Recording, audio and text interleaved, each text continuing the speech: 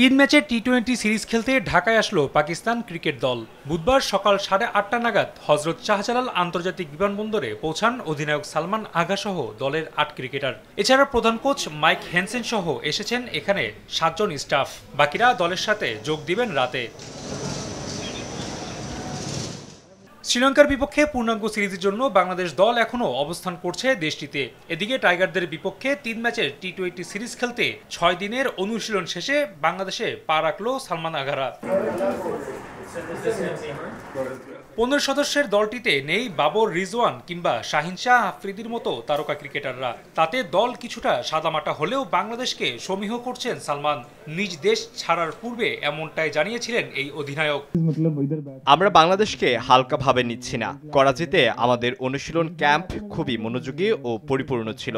আমরা দুর্বলতা কাটিয়ে ওঠার জন্য কঠোর পরিশ্রম করেছি এবং এমন পরিবেশে অনুশীলন করেছি যা বাংলাদেশে খেলার সময় প্রত্যাশা করছে।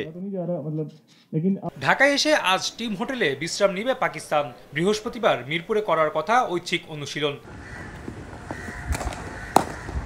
এদিকে লিটন রিশাদরা দেশে ফিরবেন আগামীকাল সকালে। সবকিছু ঠিক থাকলে আগামী 20 জুলাই মিরপুরে হবে সিরিজের প্রথম টি-20। এরপর 22 ও 24 জুলাই একই ভেন্যুতে অনুষ্ঠিত হবে পরের দুটি ম্যাচ।